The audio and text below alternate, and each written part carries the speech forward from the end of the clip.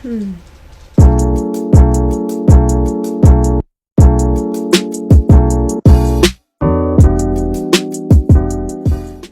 everyone, and welcome back to my Bible study journey. I am so excited that you're here with me today, and I'm excited to learn a little more about Joshua today. Today's video is probably going to be a lot shorter than most videos. The Bible study book does not go into a lot of detail about Joshua. It just kind of tells the story and recaps what happened in Joshua. So that's kind of what we're going to do today. So we have been talking about the first 5 books of the Bible, which are called the books of the law, or the Torah. And it's a lot of the law, and it's a lot of really old and boring things. But Joshua is the first book that deviates from the book of laws. That is not the same. It's kind of putting those laws into action now, once the Israelites have reached the promised land. So the book of Joshua is the first of 6 books that are referred to as the historical books. So obviously the book of Joshua is all about a man named Joshua, who was the commander and leader of the Israelites at the time. Now the Israelites were trying to take over the promised land that God had promised them, hence the promised land. So Joshua had sent out 2 spies to go see how the people that were in the promised land were preparing for this battle that they knew was coming up. The 2 spies that he had sent out met this woman named Rahab. Rahab ends up being a really important character because she believes in God and in the power of God more than most of the Israelites did at the time. So Rahab took in these 2 spies and hid them from the commanders of the people who were in the promised land. And in return for that, she was promised to be safe from the raid when the Israelites did take over the promised land. Rahab was told to tie a scarlet cord, or like a scarlet ribbon or scarf or something, around a window, and that window and everyone in that place would be protected when the raid happened. If you look back in Exodus, this is kind of a parallel between the Passover and the scarlet cord.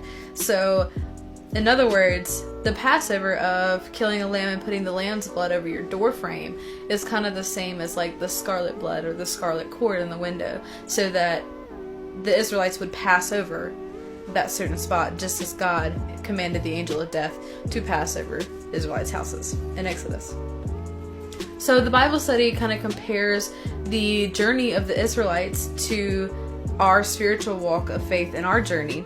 So later on in Joshua, the Jordan River is parted when they are going into battle. God parts the Jordan River for them and when the priest puts his first foot into the water.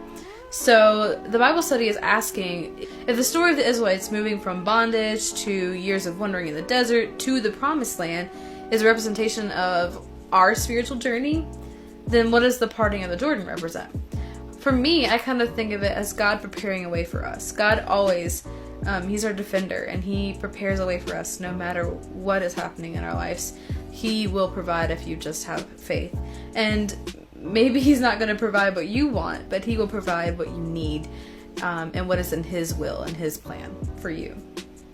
So once again, as we go throughout Joshua, we have to see that one of the Israelites has to be disobedient and disobey God, and God has to punish them, and they go through this whole chastisement thing because no one is perfect and humans are awful people sometimes, even in Bible days. So one of the Israelites steals a bunch of stuff that is forbidden, that God forbid, like idols and precious metals. So God had that person killed, and not only him, but also his family was killed in order to prevent like this generational sin. So this Bible study asks, what sins have passed down through your generations? And what ways are you planning on breaking that? One of the big ones in my family is pride. Not wanting to ask for help when you need it, and things like that are very common on one side of my family.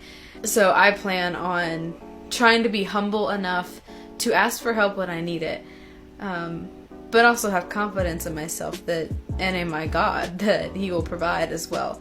Also, this Bible study asks if God has ever helped you win a battle miraculously through intervention, and what happened. And I can't think of one specifically, so I'm going to ask you guys to leave your comments down below and tell me what God has helped you through. What battle has God helped you win?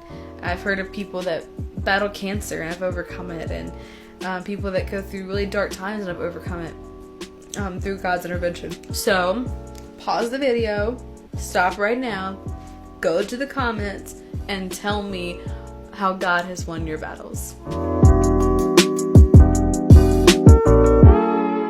So once the Israelites reached the promised land and conquered it, Joshua divided the promised land up amongst the 12 tribes of Israel. One of the tribes was called the Levites, and they were not promised any physical inheritance of the promised land. They were promised God himself. God was their portion, which of course is the most important thing.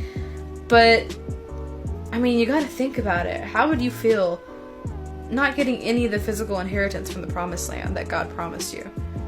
Would having God be enough? Questions are hard. So this Bible study gives you a challenge, and it challenges you to wake up every morning for 2 weeks and to say this quote. It is Joshua 24:15, and it is Joshua's last words as he is dying. He says, "For me and my house, we will serve the Lord." So take the challenge with me. I'm going to do it for 2 weeks. I'm going to wake up. I'm going to say, "As for me and my house, we will serve the Lord," for 2 weeks every morning. And you have to really, really mean it and really, really believe that God's going to change something. So next week I will update you guys with how that's going. So some final thoughts. If we kind of use the analogy of the story of the Israelites being brought out of Egypt and into the promised land is a representation of our spiritual journey, then there are kind of two groups you can look at.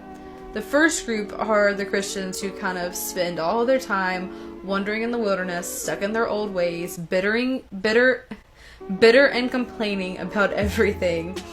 And the second group is the small group of Christians who actually reach the promised land and experience God's amazing and miraculous wonders. So this Bible study asks, which one do you most associate with?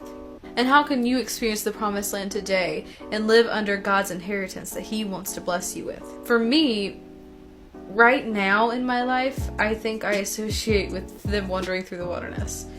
I wouldn't say that I'm stuck in my old ways. I just really feel right now in my life, and that's one of the reasons I started this Bible study, is because I just feel like I'm wandering and I don't know where I'm going or what God is leading me to do.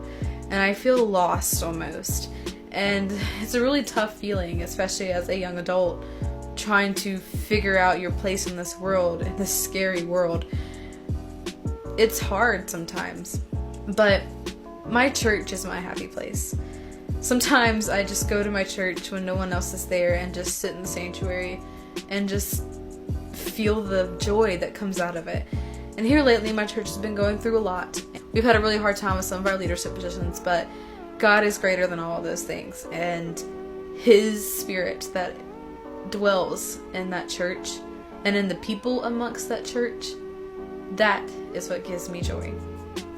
So even though I feel like I am wondering and I don't know where I'm going and I don't know what God is leading me to do, I still take such happiness and pride and joy in my church and in my church family. So that is all I have for you guys today. I hope that you enjoyed this video. Remember to read Judges next week if you are on this journey with me.